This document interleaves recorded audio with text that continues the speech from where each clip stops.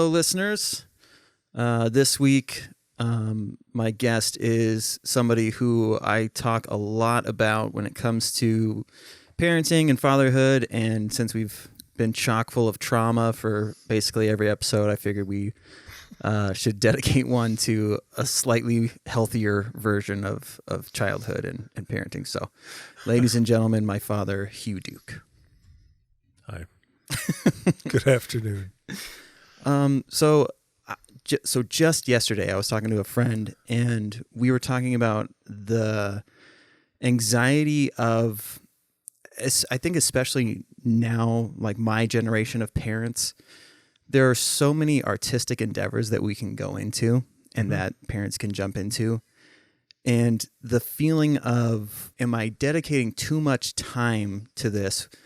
Or like trying to, like, I never feel like the kids aren't enough, but I also have this deep feeling of having to be able to express myself. Okay. And so that conflict of like, does this, because I have this feeling that I can't shake, does that make me a shitty parent?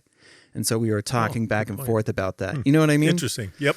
So I'm curious, like, because I mean, when you were growing up, you had acting friends and seemed to have a passion for that. And so, I mean, like when you were growing up, did you ever have aspirations to do something along those lines? Yeah.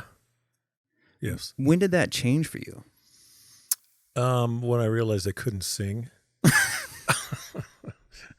No, I mean, I played the guitar. I don't know that it was, I don't know. And then when I was senior in high school, I really did seriously consider going into acting. But I actually, I took a class. This is outside of high school. And then I also... You did take an acting class? Yeah. Oh, I didn't know that. Yep. And then there was like a little... Anyway, there was just a group outside of... It was in Katona. And the more I got involved in it, the more I could not connect with the people. And so I was just like, well, this isn't for me. And a lot of other things were going on in my life at that time. Isn't that funny? Like, the road to acting is filled with people that you just can't stand. Like, people say you're not going to enjoy everybody that you work with.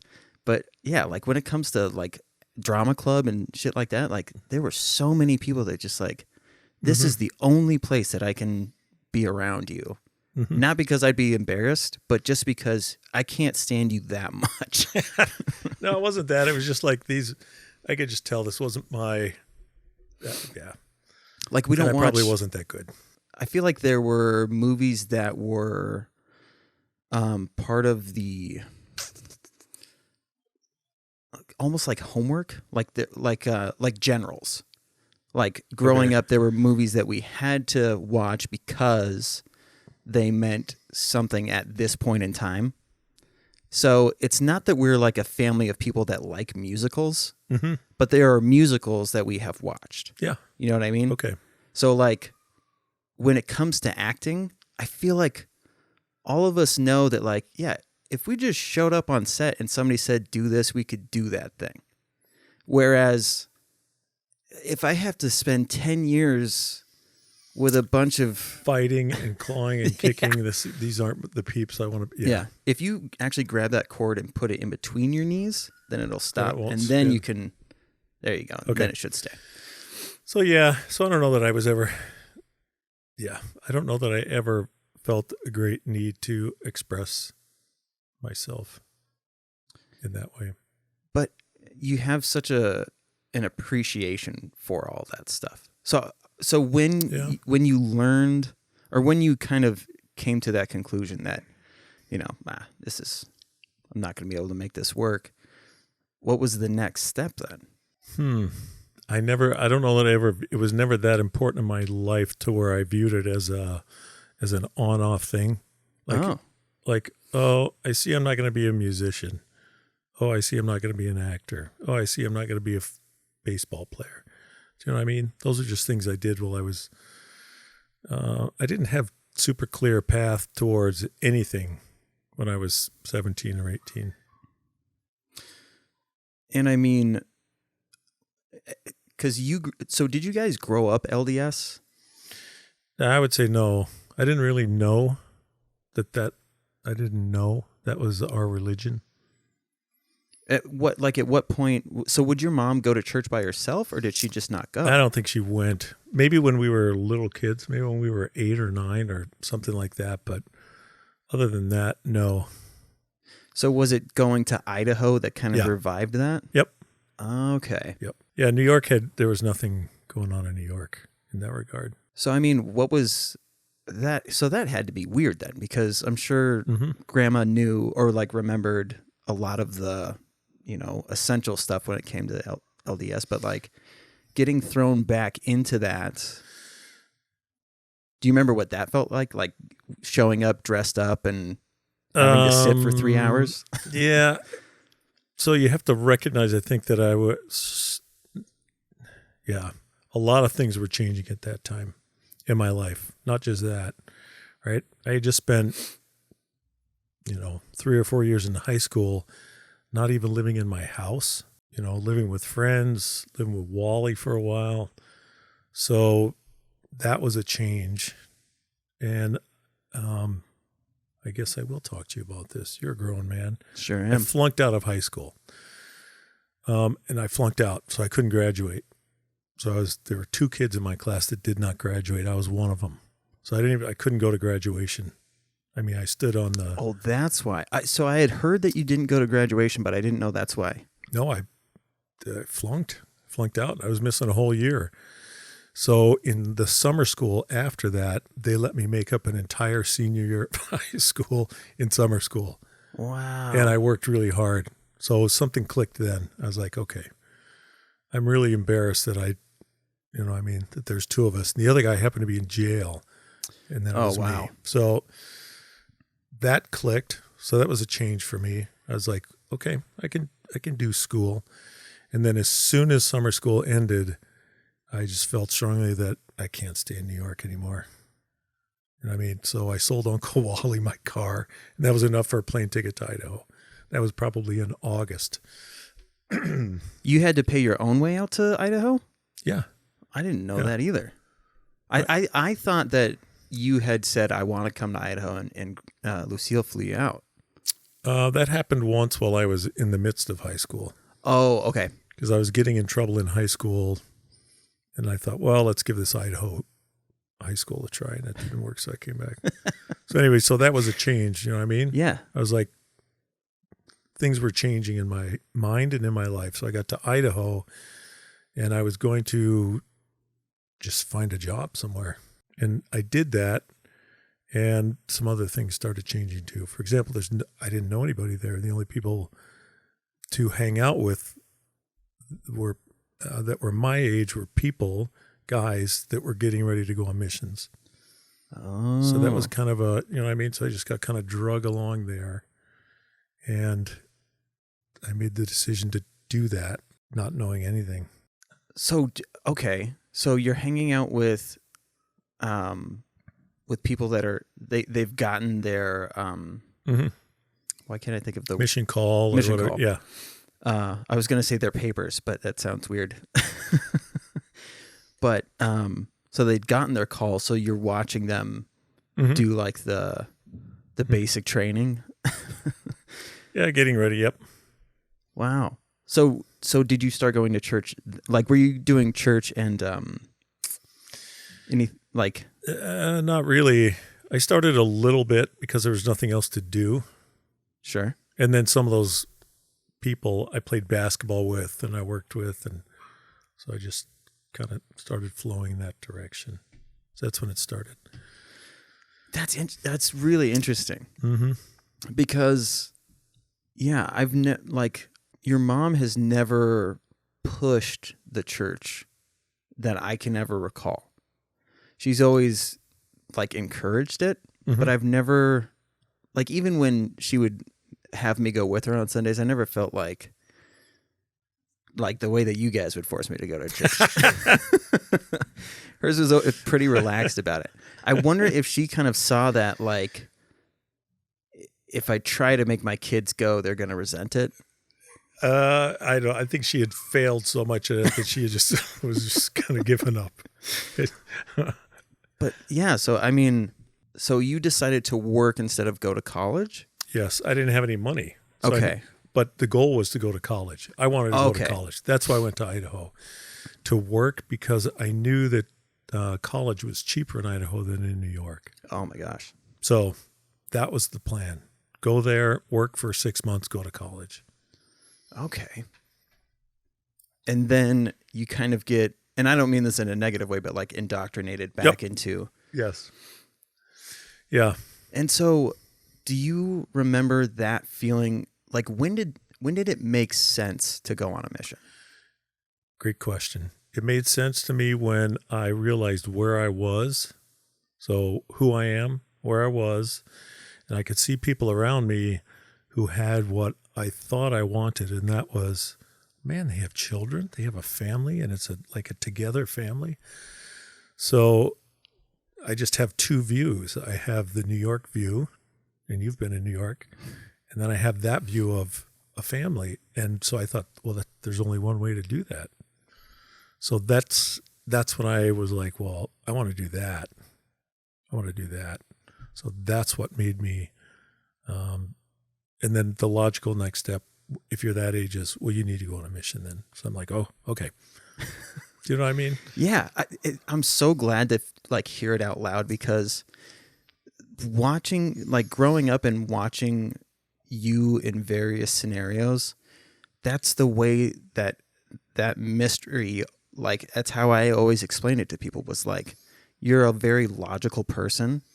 Not that you're like robotic in your thing, but like when something makes sense, there's no need to be upset about it. There's a way you can flow with that thing rather than being like, dang it, we have to, So I always viewed it as the church showed a together family, not just in the here and now, but afterwards too. You have the promise of being with your family eternally. Mm-hmm. So it's really like the whole package of what I imagine, what seemed to bring you joy when we were growing up, was being able to be around and being able to have a functioning family. Yes. But the cultural differences from like when you went to, so did you go to Utah?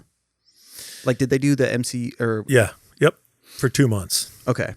But really that you're just locked in a college campus, and you just learn German, and you learn what you're going to talk about.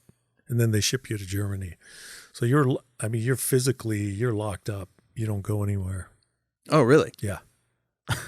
Yeah. That's so crazy. Like, I remember when we what town is that? Where the Provo. Yeah. Seeing all of those soon to be missionaries walking around, it was like seeing. Well, like, you're actually a missionary at that point. You are set apart. Oh. You are a missionary. You're just going to serve the first 2 months of your mission there in that language place where you learn how to speak. So, I mean, did you meet anybody else from New York, like, or any other like? Yes, kids that's pretty interesting. There was a kid that I met that was from Kitchewan. Oh, really? Not Kitchewan. It was called the Kitchewan Ward at that time, but yeah. Oh, okay. Wait, is that where Grandma goes? Yorktown Ward. Sorry. Yorktown, that's right. So yeah. Anyway, I met him there. It was really bizarre. He looked me up, and I just had a faint memory of him. The only reason I knew him is because our high schools played each other also in a championship football game. So, yeah, I mean, the Idaho kids' view on a mission was like, this has been our destiny for... Yes. Yes. Whereas, yeah, I mean, I even think of Sean, like, when he finally, decided that he was going to do it. And, like, there's so many, like, things that are similar to your Sean and your story. Yeah. Like the, going away, doing your own thing, and then being like, oh, I actually want a family and this whole thing. And so, because I remember him hanging out with the missionaries a ton, and we had like the golden years of missionaries that would come through, and it was like the perfect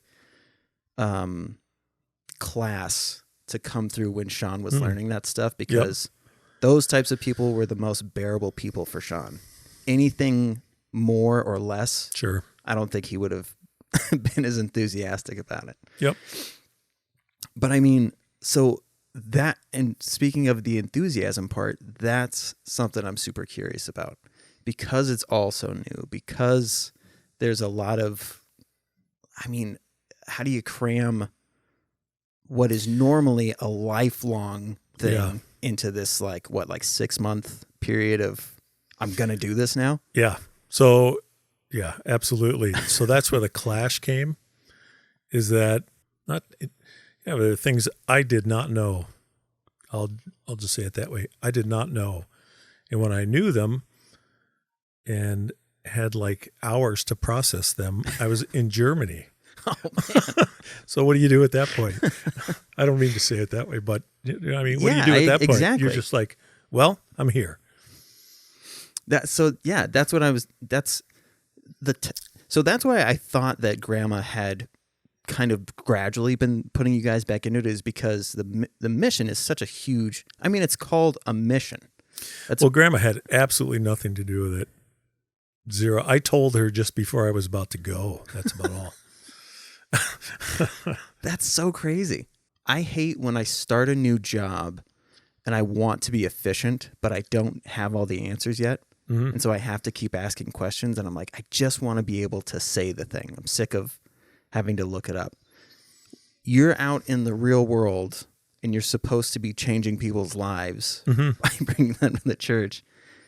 And you're hoping that you have all the answers. You have the conviction, but it's like, do you know what I mean? Like,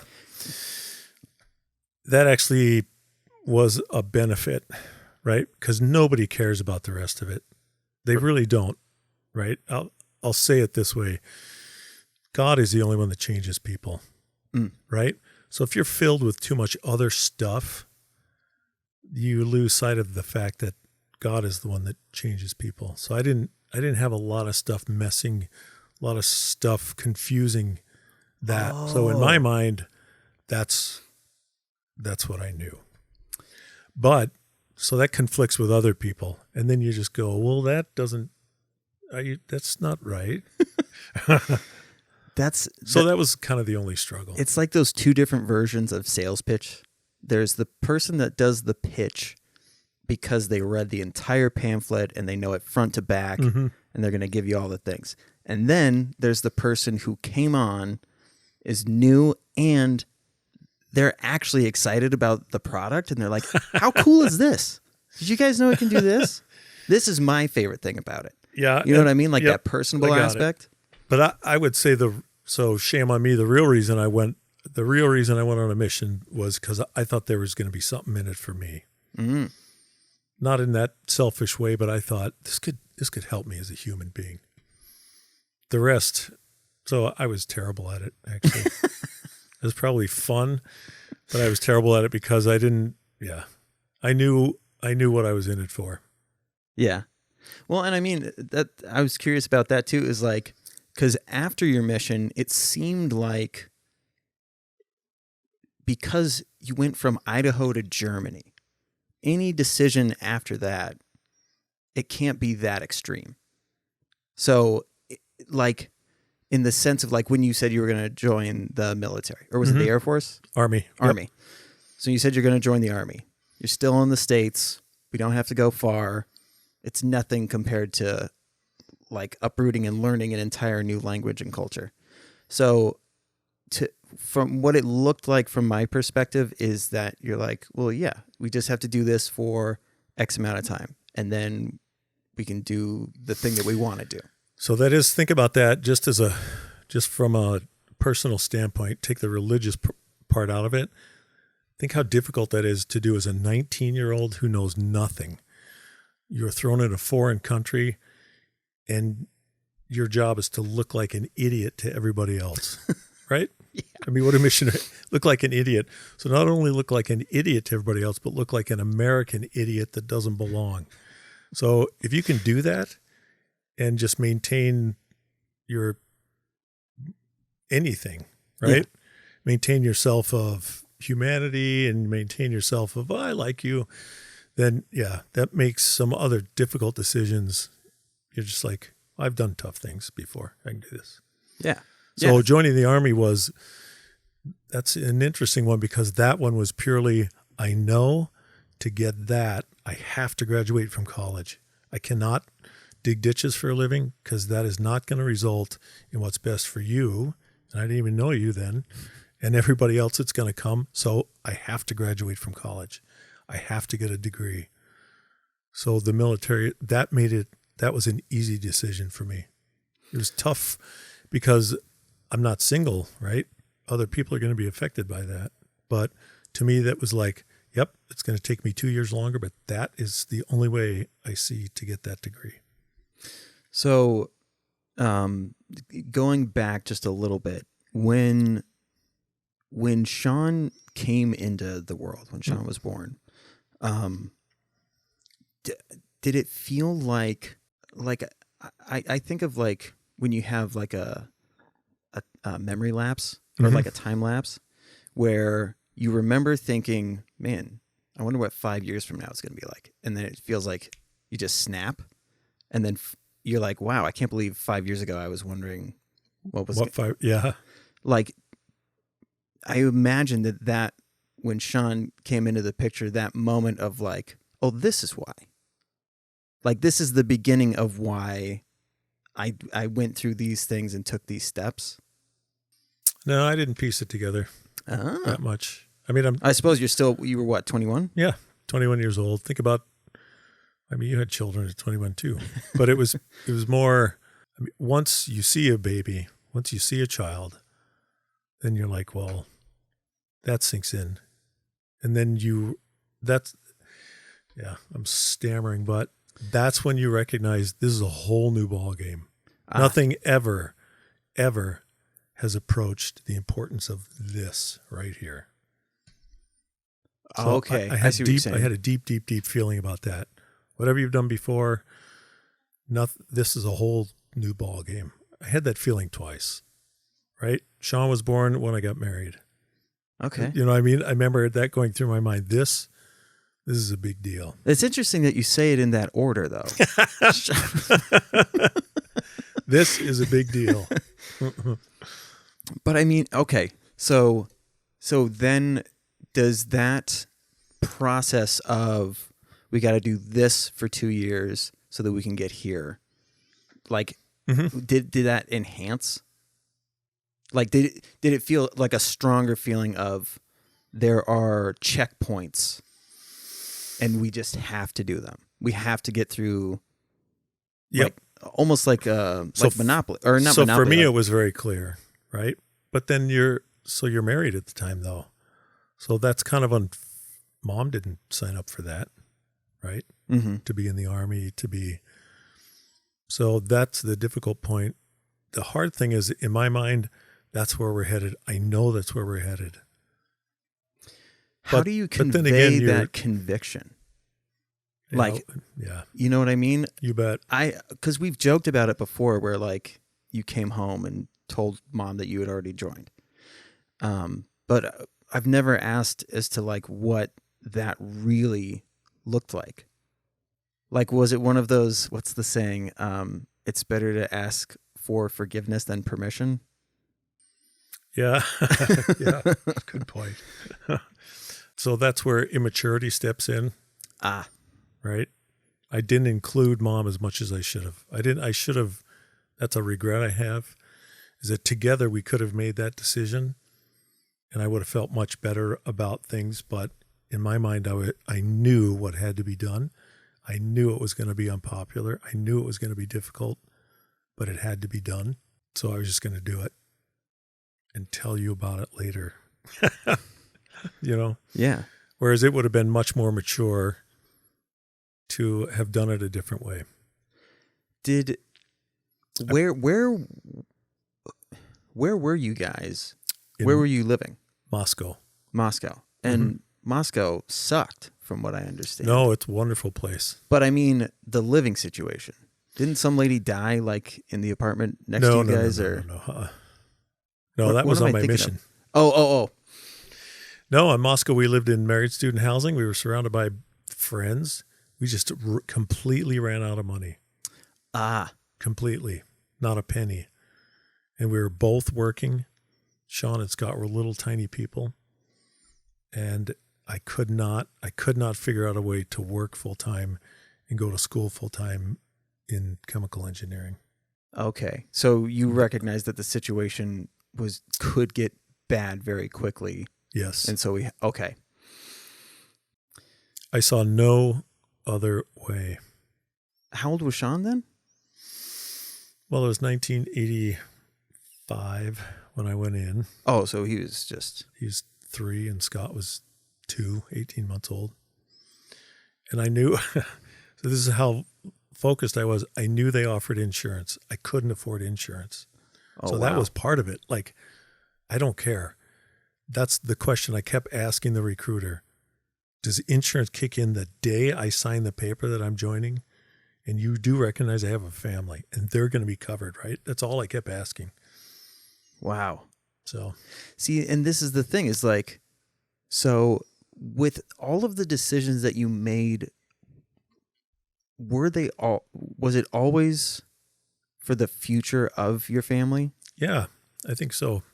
So that's what, like I was saying before, like seems to be a struggle with younger parents now is like, we want to be fun parents. We want to be like, look what dad or mom used to do. Isn't this cool? And like stuff like that. And the concept of like every decision being able to have it be about the family. Like, I don't remember you buying like a fancy car or like having any like real desire to do anything that didn't involve us. So that's where, but that's just personality too, right? Because mom has wanted to do that.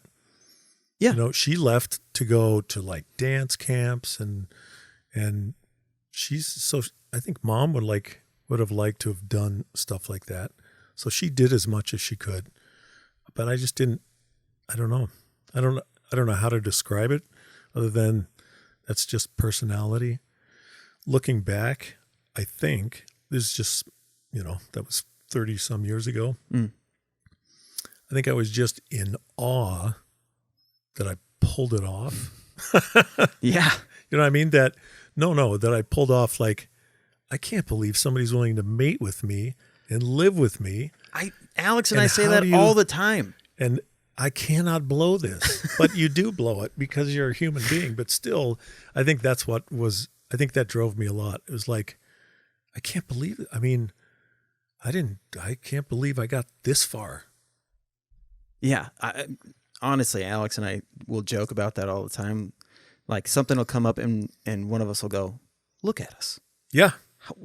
Why us? We're disgusting. Yeah. So sorry to say the mating thing because it's, yeah, you're disgusting, but, no, that's funny because that's what Alex and I think Alex has said that almost verbatim. Like, someone wanted to mate with me? Yeah. But when it comes to your dad, because, well, I actually, you know what? I've asked you about your dad a lot. With grandma, she seems pretty passive. So, I mean, it didn't seem like she was able to corral you guys and force you to do much. Does that make sense? Like, you and Wally stayed. Ron and Joe were doing whatever they were doing. Yeah, well, I mean, at that time, I was 14. Yeah. When my dad left. So you're not going to force a 14-year-old to do anything. And she's wounded. Yeah. Who were your examples for parenting? I have no idea. I cannot remember. That's why I cannot remember really seriously contemplating the family thing. I think my vision ended at like high school. And I just didn't know. That's interesting because I do remember a couple times having the thought go through my mind, well, what about a family and stuff? And I didn't think I could pull that one off. Yeah, man. It's so funny. Like, yeah, I thought that was like, your parents do that. I don't think I can do that. You know, I think I remember having that thought. I can't even graduate high school. I don't think I'm going to be able to pull anything substantial off in my life. So I think maybe my mind just said, you better stop thinking right there. It's going to end right there. It's so wild to think that the recipe for being a good parent was as easy as this. There are certificates that you need to get in order to achieve having what you want. And that could be as simple as saving up enough money to open up a bank account. Doing I can't think of checkpoints. Yep. There are all these checkpoints that you're going to have to go through in order to have what you need to be able to be a good parent. And then the other thing, all you have to do is love the shit out of these kids. As long as you can go through that path knowing that you love these kids more than anything, then all of that's going to be worth it. So you can just get through it. But I don't think that's it, or I don't think that's enough. And that's why all kinds of parents love the crap out of their kids and make huge mistakes, because that's just the nature of being a human. For you, what other variables were in there? Pure luck. I'm not kidding. Pure luck. Right? Yeah. That's the only reason that I have anything in here right now. I got lucky enough to find the person that I wanted to be with at the age that I was, and lucky enough that they were willing to stick with me until I got properly diagnosed as a full-blown adult. Yeah, but also you're lucky enough not to have tendencies to want to kill people, or tendencies to not abuse people, or, do you know what I mean? I think luck plays a bigger part than we all realize. Yeah. But I mean, for you, like, it seems what's within your control is what you focus on.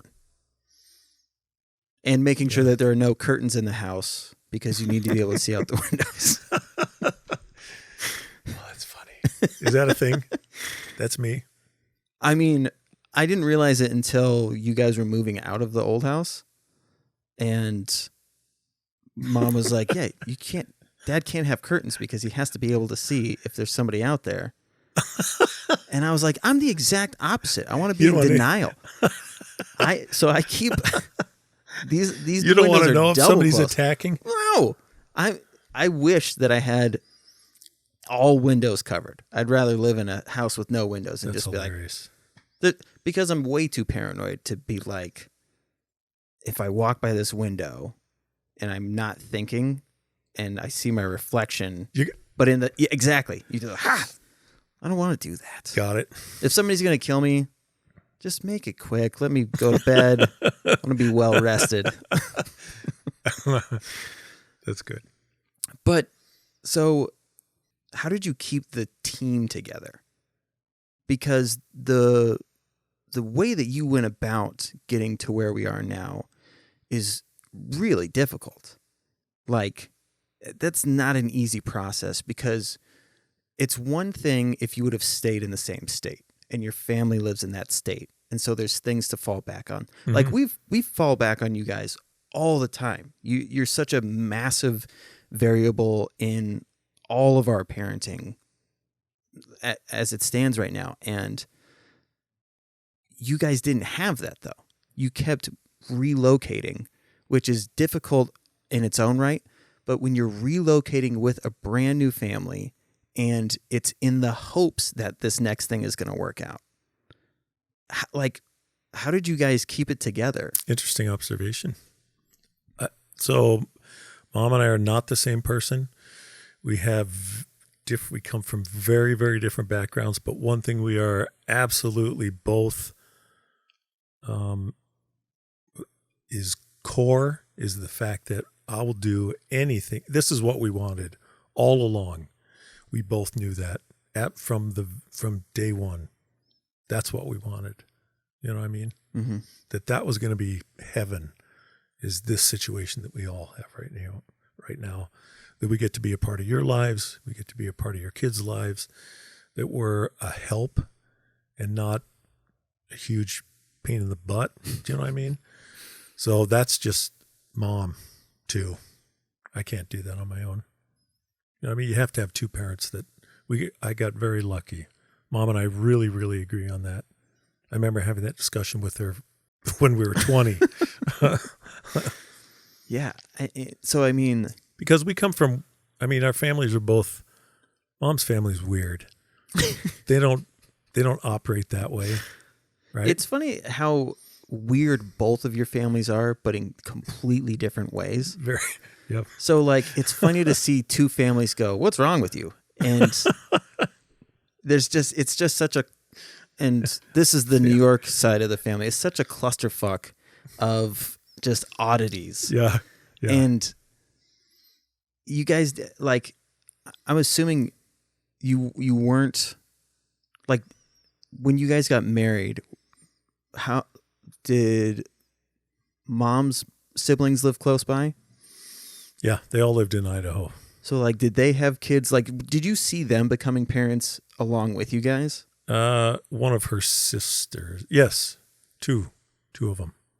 And so, I mean, that happens too, where like parents influence each other, or like kind of. Yeah, we weren't that close. We would just see each other. That's what I was curious about. So you literally had each other to figure out how to raise these kids. And there's no FaceTime. There's no text messaging. Like, this is straight up analog parenting. And that's where I'm saying it's pure luck at times, because you know both your parents. Yeah. They're redacted in their own special way, right? And we really didn't have any outside influence. We really didn't. I didn't have a lot of friends who had the same relationship to their parents that we did. Like, having my friends be like, my dad is going with his friends to Vegas for a week. Or like, my mom is going to New York with her. Like, yep. We didn't have that growing up. You guys were there like 95% of the time. Like, and we never saw you trying to, like, hearing my friends' parents be like, I gotta get away from you. Like, yeah, a dad is going to do, a golfing trip or whatever, because I just need a break from you guys. Like, you guys were like fiends, like tying off your arm. Like, I need more children in my veins. Well, that's because of you guys. You guys are fun. You guys are cool kids to hang out with. But that, you know what I mean? That's a big difference too. So I don't know who's listening to this, but I could name some that I'd be like, yeah, I'd have to get away. You guys are cool. But that has to do with you guys. Landon and Layla are funny and sarcastic because Kim and I are sarcastic to each other all the time, mm-hmm. in a way that they pick up on. Like, gradually watching your kids be sarcastic and execute it well is such a funny freaking thing. Landon is. Oh, I haven't seen Layla push the sarcastic button too much. Landon is. Him and Grandma get along very, very well. So, yeah, that's what I mean. So your kids are cool. But here's the funny thing. They wouldn't be that way if they were being raised by the Quakers in Pennsylvania. Yeah. So it has to do with you guys somehow created this formula for, and I've told you this a million times, but that whole conveying sincerity thing. Landon wanted to leave a skate park because the night before I had sat him down and talked to him about drugs and alcohol, and not in the way that, like, you can't do it because it's, going to do this and this and this. I did it the way that it sincerely made sense to me. And as like a matter of fact thing to be like, to say, until you're 21, your brain is going to be like this. And so when you introduce these things, you're not going to have fun the same way that you normally have fun. Mm-hmm. And it's going to change your mind. And so in a way that made sense that, I don't know. So your like DIY family making experience created a drive in your kids to want to be able to replicate that to some degree. So for me, what it made sense, or what I took away from growing up with you guys, was this whole sincerity thing. That's interesting. That's so interesting. So that was the biggest thing to me, and that's why I don't like arguing with people. Is I'll go, yeah, but is that how you actually feel? Do we really care about this thing? And I don't hold grudges because I'm like, what are we gonna do? I have friends that I have had for too long that I should have let go a while ago, but I also, they're not doing me any harm. They're just there. It's fine. And then Sean took the aspect of, you go through a bunch of bullshit to get this awesome family, because he absolutely loves the shit out of those girls, mm-hmm. and loves the experience that he gets to give them. So like that part of it, him sitting back and watching them get to do all of these things, is that other aspect. Like when you would take us camping, or when you would take us to the Village Inn, like there are things that you just got to sit back and watch us be like, holy shit, this is awesome. Or like the batting cages. Mm-hmm. Like watching your kids discover an amazing thing is such an awesome feeling. I know, but it all, like, who do you love? Who do you love the most? You love them. So to watch them do anything fun is the greatest pleasure in the world. Right? And so this is the complicated part for people like me, is when you feel like you're not dad enough. I mean, how did you like ground yourself or bring yourself? You lay awake at night and I'm serious. And you just go, I regret everything that happened today. Serious. Yeah. I mean, you can't, right? That's the curse and the blessing. The blessing is you get to be around people you love. The curse is, I love you so much. Any mistake I make is amplified because that, I don't know how to say it. It feels like there are eternal ramifications, because when I think back on Landon walking into my room and I'm passed out and there are police surrounding my bed, I'll never be able to take that back. It will always be ingrained in his mind. So I get what you mean. It's like there's certain things that you see it in their eyes that you're like, fuck, I can't take that back. That's right. It's there forever now. That's right. Yeah. There is no easy answer for that, right? Other than you're a human and they're humans now, and you also cannot, you don't think about this in the moment, but you cannot smooth the way for somebody and make them have a happy life, because they end up like Eric Trump. Right? Yeah. So I do hear you. I do. This is where my religious beliefs come in. And that's fine, because I think it had... I believe in God, and I believe that he can make up for crap like that, right? That he loves you just as much as he loves me. And so he will... That's what grace is, in my opinion, right? I don't deserve his help in blessing you to overcome the mistakes I've made, but I think he's going to give you that. So that's what I think grace is, right? I don't deserve it, but you're going to get it. So, and that was the other thing that I was curious about, because at the beginning of all of this, the checkpoint that you needed to get through was finding grounding in the LDS church, because it has this thing that I tell people all the time, a quote of yours, which is, math is the key to the car that you want to drive. So the key to the car or van that's going to haul all 7,000 of your kids is within this church. So there are, and I don't mean to deconstruct it this way, but there are formulas, there are answers and equations and things within this, school that will help you in like achieving grace, like being able to, because it's really easy to spiral down if you make enough mistakes and then you go, well, this is just it. I'm a shitty parent and I'll be a shitty parent forever. So were there people in the church that you would confide in about stuff like that? No. Over the years, I've learned to actually detach. That is not my focus. A church is not my focus. It might have been then, but you cannot. It's just a thing, right? Church is just a thing, just like a school is just a thing.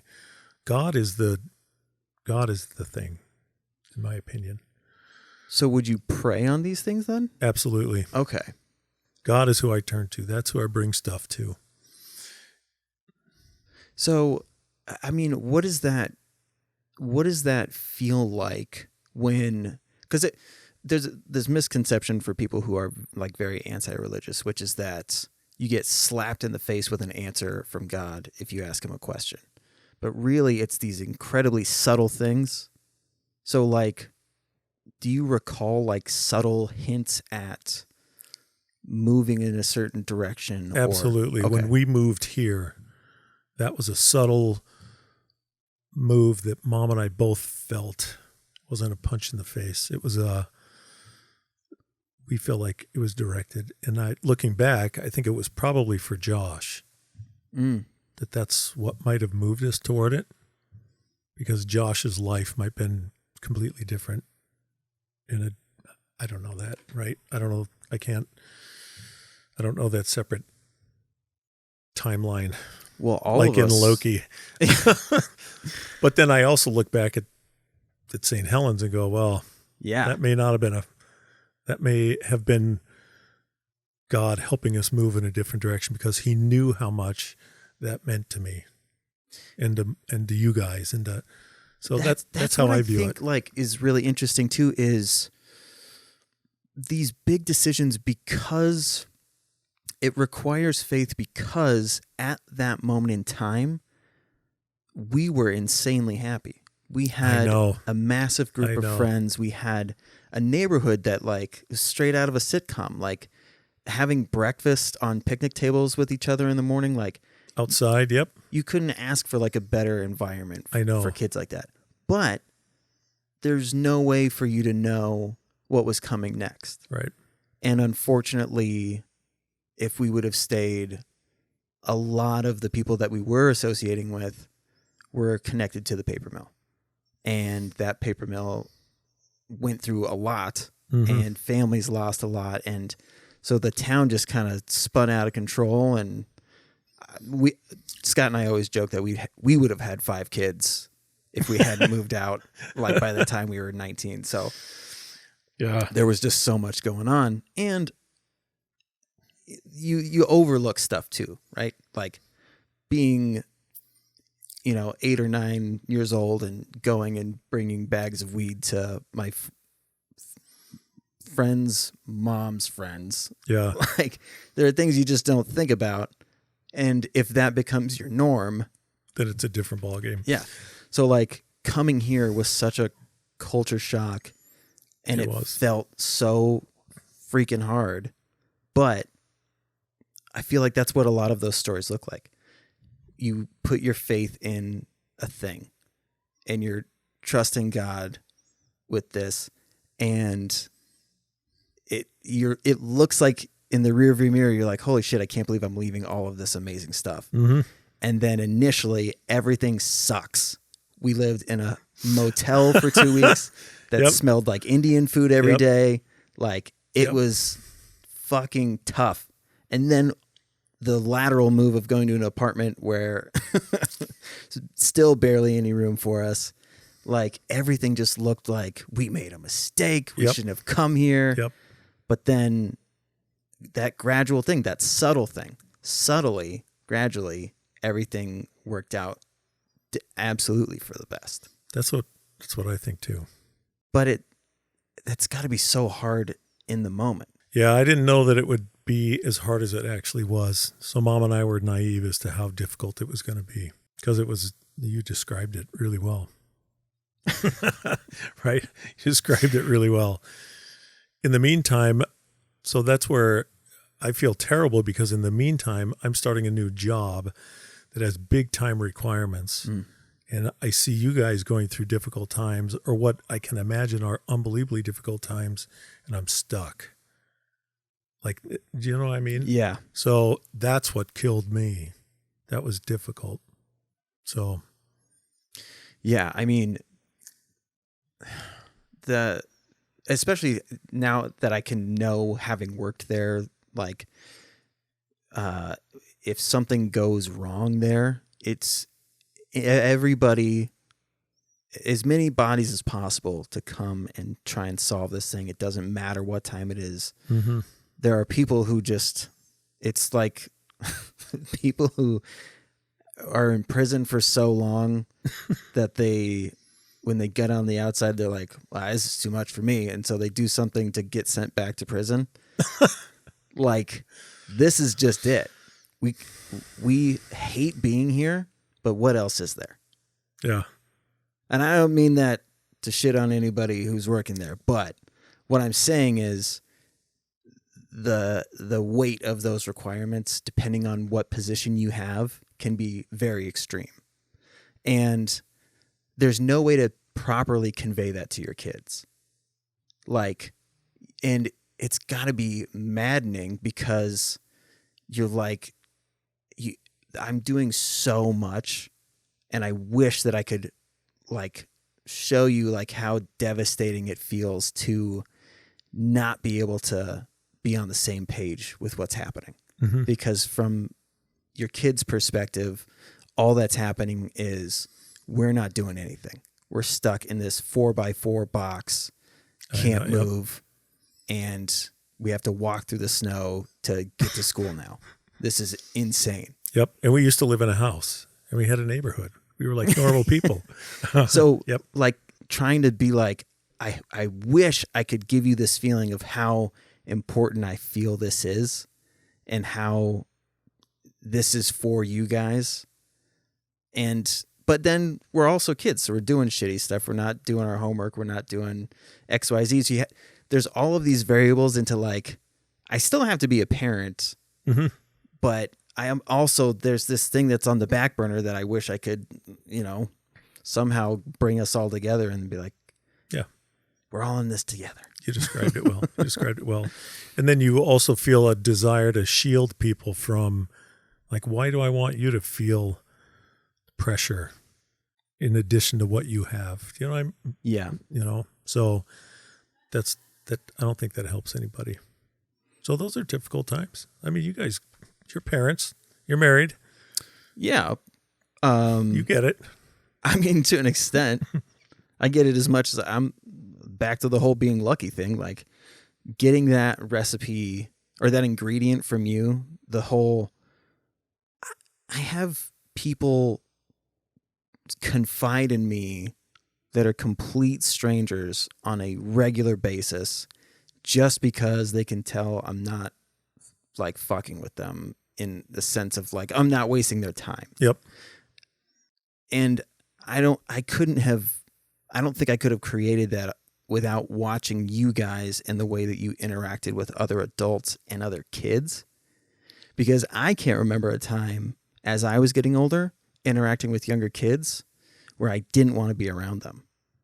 Like, I had that infatuation of wanting to hold babies and wanting to play with little kids and be a babysitter. So like there's this easy thing of being able to quickly show somebody that it's okay.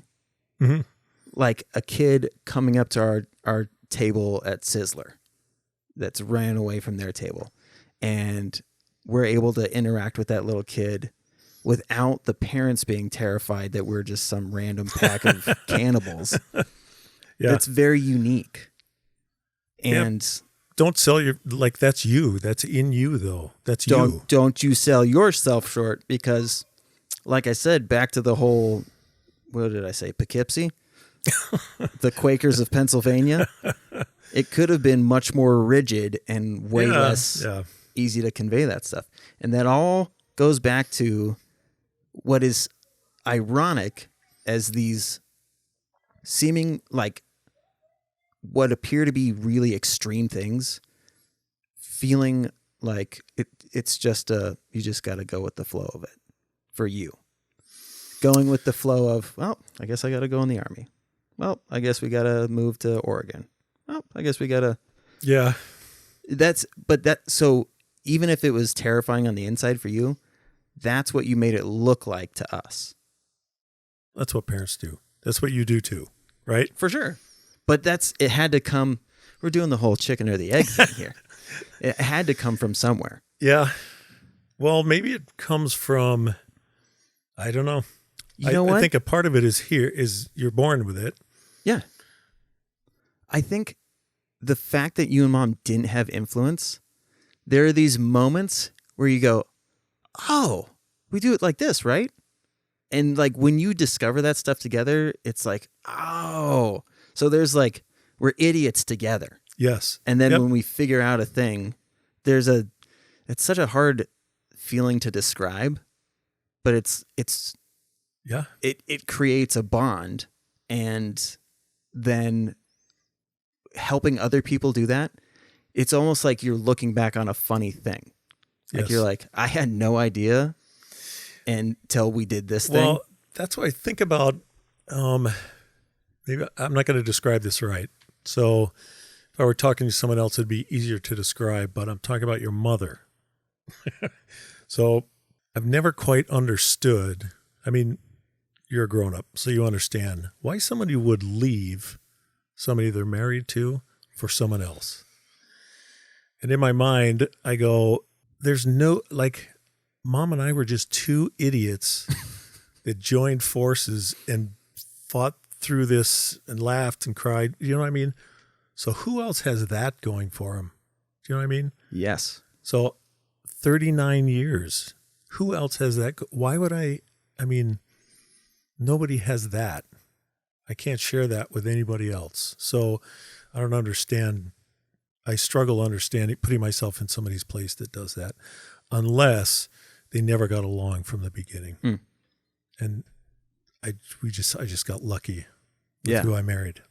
The thing that I got lucky with is because if I didn't have that one little thing of being like, this is how I actually feel, and I know that the things that you're saying right now are not how you actually feel. Mm-hmm. So let's cut it. Yeah. Let's come to like a more level playing field so that we're not attacking each other. If I didn't have that, then because when Kim and I got married, we thought that you just magically become a husband and a wife. Like you just like you put a coin into a machine and now you're a husband and you just know how to do all husband things. Yeah. Like 2 weeks ago, we were teenagers doing dumb teenager stuff.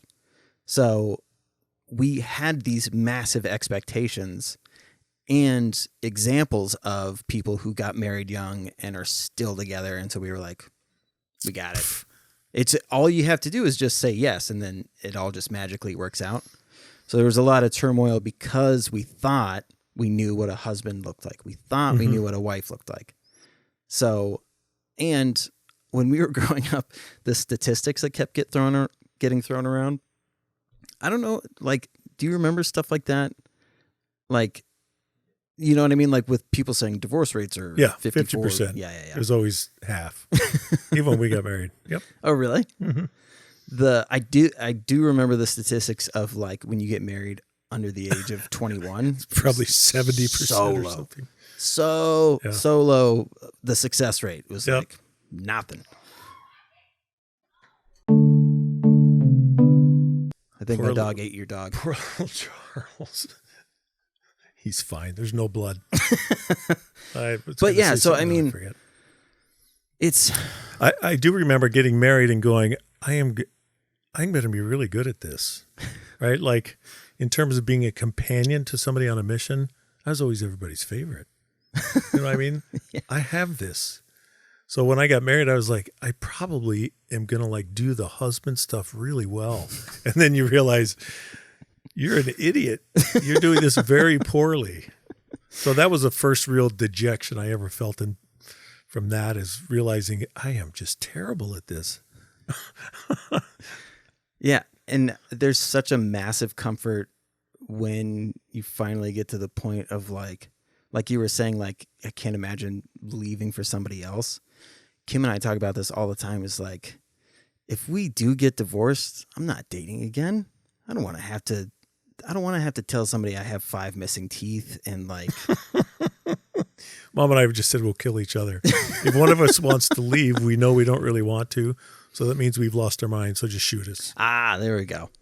But yeah, it's just so much work, and nobody else could even come close as a substitute mom for kids. And I don't mean to shit on step parents, but like, yeah, I can't see anyone else being what Kim is to these kids.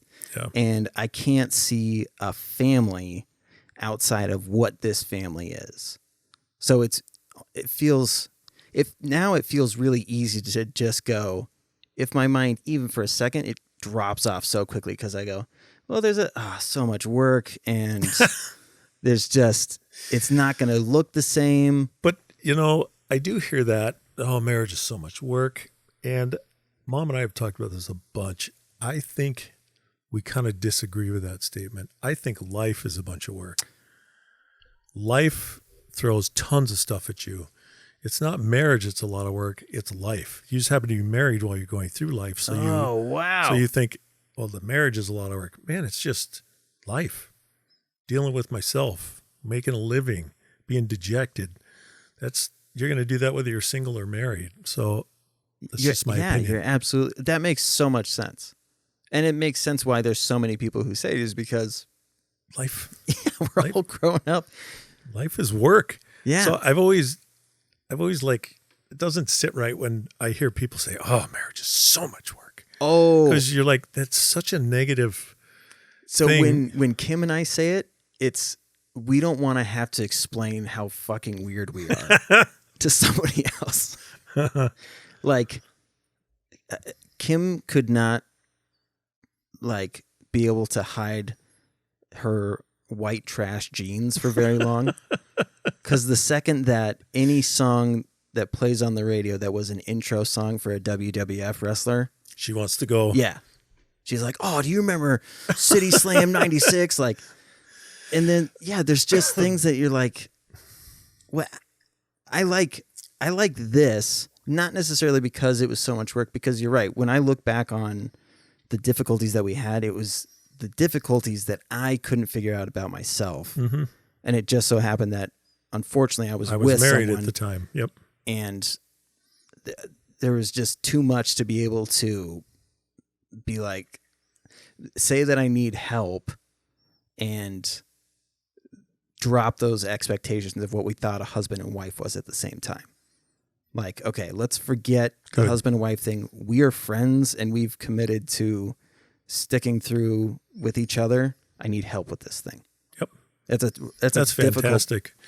Many people never come to that, right? Ever. And so that causes difficulties for them, right? How much easier it is to behave the way you just described. But it took 13 years to get even close to that. And I mean, yeah. You're not done. No, not at all. I mean, it's crazy.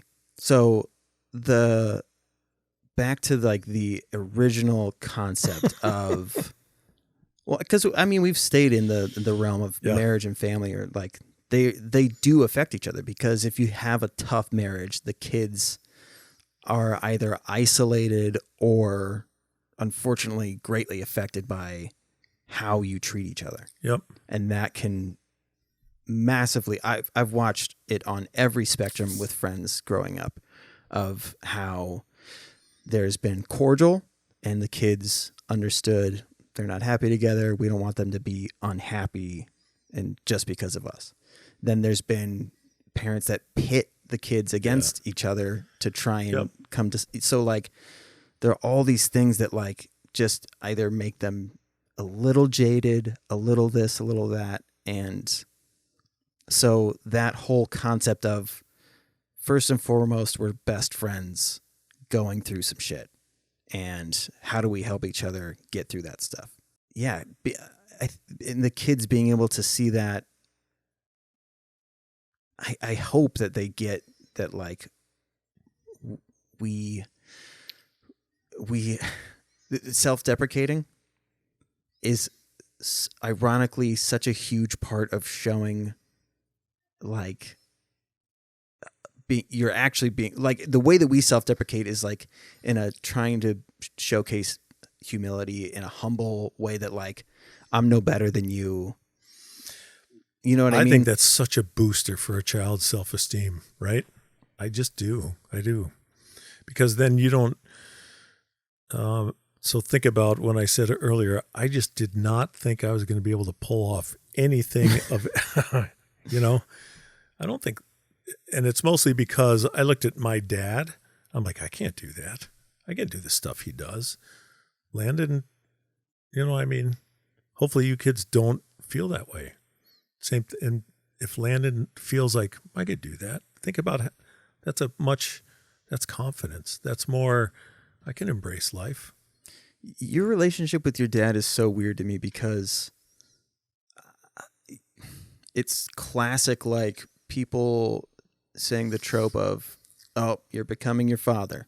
Oh, you're becoming your mother. Like, you know what I mean? When people grow up and they have kids and people throw that shit out at them. But for you, like, all of his stuff, there was, I don't get how you were able to make this separation of, like, that's a him thing. Like, you raised your kids the way that you wanted to without having to be like, well, he did it this way, so I'm going to make damn sure that I do it this way. Yeah. Like, did you ever have that like resentment of being like, how come I'm like, it's so easy to love these guys and to not want to leave. How come you couldn't do the same thing?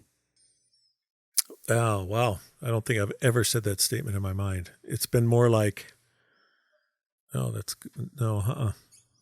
It's, but I have said many times, I don't get it. I don't know how somebody could do that. But then, I don't know. Right? It seems like a him thing where you go, yeah, I mean, that's a bummer. It's a bummer for you that you're missing out on, that you missed out on this thing. So, because so many people hold on to the resentment. We were terrible kids. And I'm not joking either. I haven't met anybody who said I was a great kid. Everybody thinks that they were a shit kid. But also, it'll be funny to me if Landon and Layla think that they were shit kids because they're incredible. They are. So they're it's incredible. Funny to think that, like, all right. Getting back to the main thing and actually we can wrap this up in just a second here. Is that Shane calling you? No. Okay. So when you think about it, like I was saying before,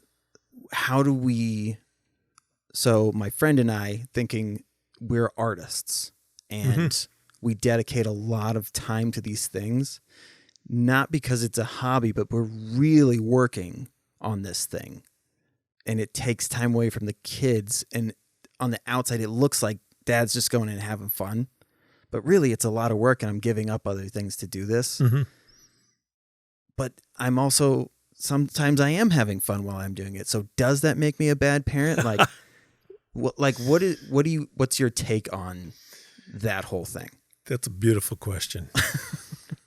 I can honestly say I feel lucky that I didn't have that conflict in my life. But it's not a judgment. You know what I mean? I just mean I'm lucky. So I was never conflicted in that way. That's all. But there are a million ways to parent, right? And guilt has probably never produced a good parent. So kids are pretty darn forgiving and loving, and they throw a lot of props their parents' way when their parents don't deserve it. I think it's the natural state of a child to give their parent the benefit of the doubt. So I would just say guilt. That's my take. Guilt never helped a parent. Wow. And you're a human being. So, but I'm also speaking from complete ignorance because I've never been conflicted in that way. But that concept, yeah. I get it. Yeah, exactly. Like Alex says this, which is, I get it, but I haven't lived it. Mm-hmm. So. Yeah, I get it, but I haven't lived that. Yeah, so I can say what my perspective would be, but that doesn't mean that I am speaking from experience. It's just I am not. Yeah. So, but that holds true in the sense of like, I've never had Landon or Layla be like, "How could you do that? Mm-hmm.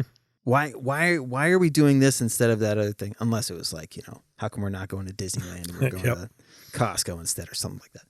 But in like the bigger picture things, yeah, I've never seen them be resentful or angry in that regard.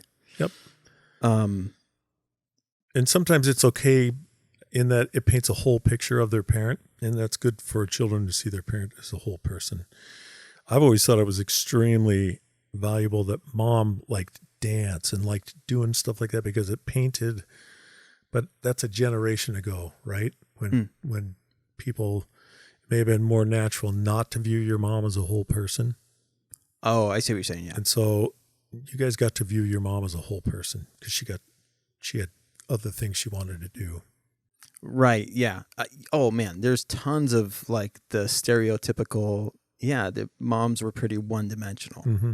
They take care of things, they tell you not to do this thing, and make sure you take a bath at the end of the day. Mm-hmm. But yeah, you're right. Mom showed... She was in plays. Yeah.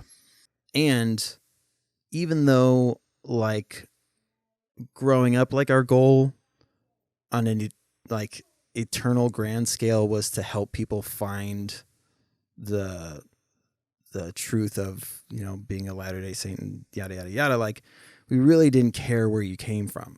Mm-hmm. And you guys conveyed that all the time because we'd go to church and everybody was pretty much the same. But the people that we interacted with the most were people that were all completely different. Especially when you go to the play kids and all that stuff. Like we were just around people that were totally different. And you guys are so extroverted that we would just interact with complete strangers wherever we went all the time. Mm-hmm. So like we had an interesting childhood. Not a lot of people can say like we just struck up conversations with strangers and then we walked around the park with them for the rest of the day or like anything like that. Like we did a lot of like extroverted, like, hey, come on, we're going to do the I'm glad thing. You have memories of that. I am. That's good.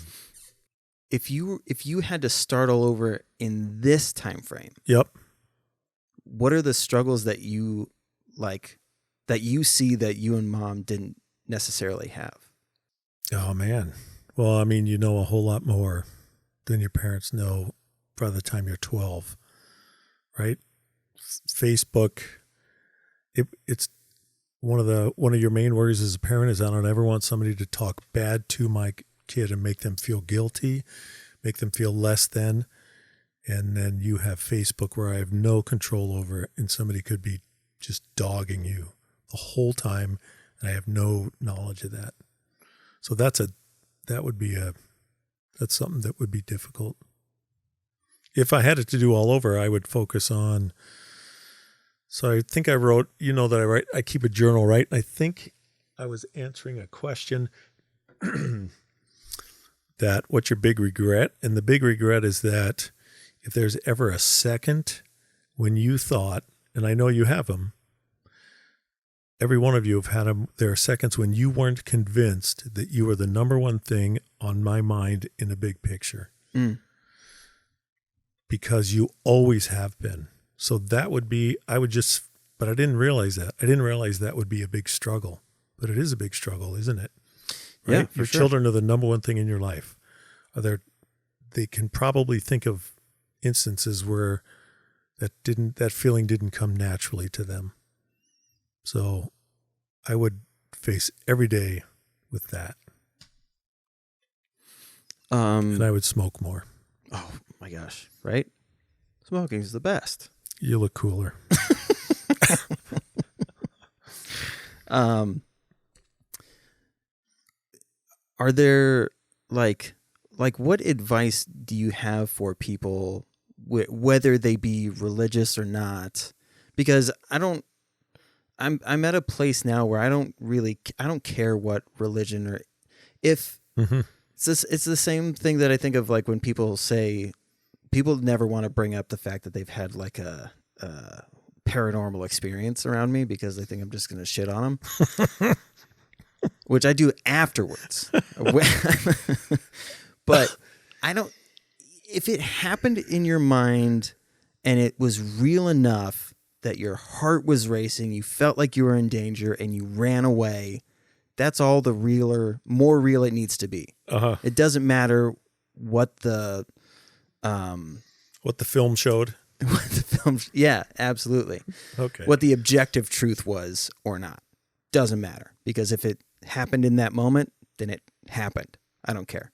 Whatever. So when it comes to people in religion, if praying and seeking guidance helps you get to your goal, then that's all the more real that it needs to be. It doesn't matter. That moment, it really happened. You really were able to, what you could call it, meditate on this thing, and then got these subtle responses. Got clarity on it. Yeah. Yep. So, yeah, sorry. But I just don't want people to think that, like, I don't want them to talk about the things that genuinely helped them through whatever. So if you were to give advice to new parents now. I have no advice, Chris. I mean, you don't, right? Like, what advice would you, well, maybe you have to be older to realize you have no advice other than if you are honest with yourself, you'll be okay. And be freaking kind. Yeah. Be kinder than you feel like you have to be in every moment. I mean, it's funny. Like, I tell people, it's like, it sucks. Like there's a lot of people who, like, they'll make the jokes about, like, you know, it changes your whole life and all you ever want to do is just, nothing matters. They throw up or poop or, and it's like, no, all that stuff sucked. I hated, like, watching Landon throw up for 3 days was a fucking nightmare. I hated it. Yep. So it sucks. But the amazing thing is that you don't really care. Like, the shit happens and all of these things will happen as they're growing up. And all you care about is making sure that they don't think it was their fault. Yes. Whatever the thing was. And so, like, rather than thinking that you're going to have, like, this eye-opening, like, oh, like this crazy experience, like, just be like, parenting happens to millions, billions of people all over the world. It's been done for thousands of years. I was just going to say that you have 50,000 years of nature behind you as well.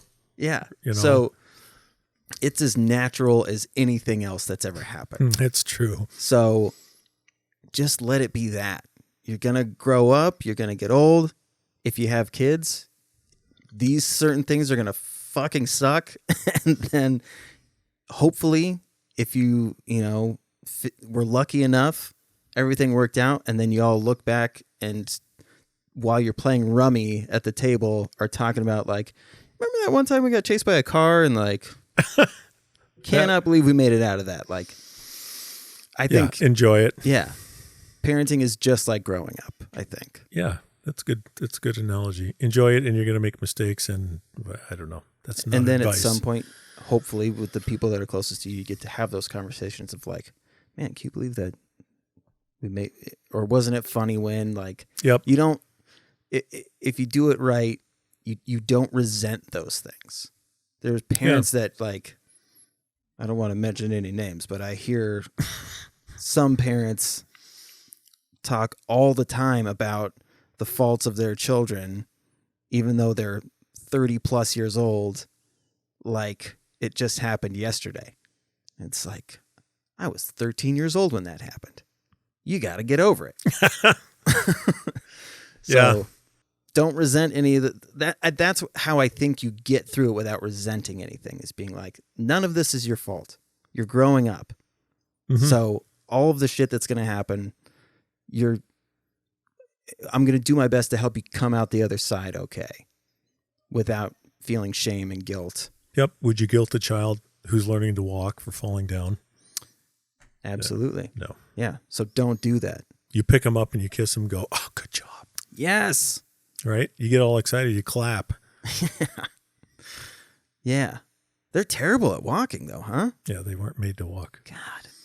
We forced that on them. Well, Dad, I love you. I love you. Thank you so much for doing this. I love you. Hey, you know what? I love you. I love you. I'm sorry that you don't have hair anymore. And it's got to be a bummer looking at all of this hair. Yeah. What, did you lose your hair when you were like 19? I can't remember. Probably 40. That's why it's important who you marry, because your children will end up better looking than you.